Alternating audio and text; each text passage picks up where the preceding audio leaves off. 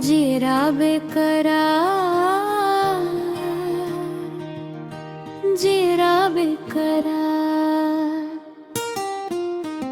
तोर बिना सुना लागे संसार, जियारा बेकरार हो गे मोर यार। तोर संग जिंदगी लागे सुहान, तैमो मोर धड़कन ते मोर राम। जीरा बेकरार, मोर जीरा बेकरार। तोर माया के रस्ता में संग संग चलना, यही है हमर अरमान।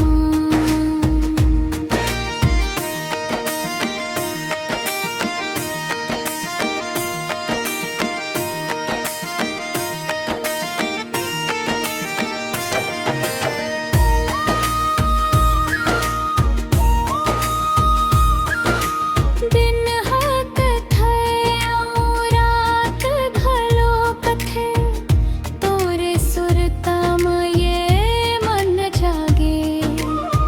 जब से ते मोरे नजरों में छाए, दुनिया के सब सुख पाछो लागे। जैसे नदिया सागर में जाके मिलथे, वैसे तोर माया मोर नस नस मर में। जीरा बेकरार,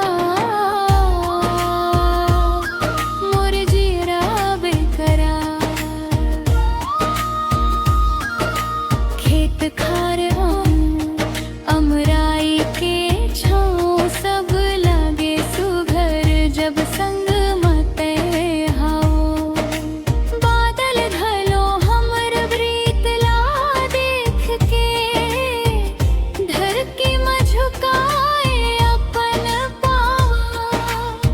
सुख के दिन हो या दुख के बेरा, तोर हाथ मन कभू नहीं छूटया। धरती आकाश साक्षी है हमरा, ये माया के बंधन कभू नहीं टूटया।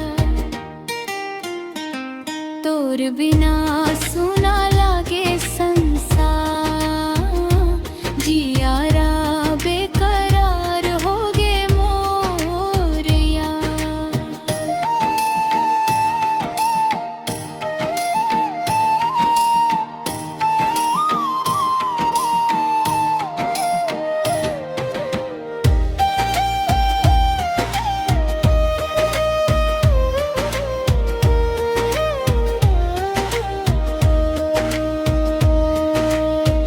करमाऊ दरिया के धुना मा गावो, सुख दुख के रास्ता में कदम बढ़ावो।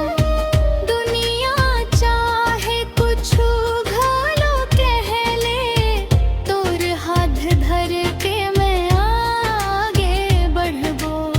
चंदा सूरज के साक्षी है हमरे ऊपर, ओ साक्षी है ये सुघर संसार। तोर माया में मगन रही हूँ हरदम,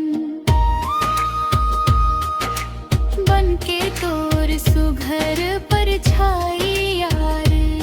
जीरा बेकरार।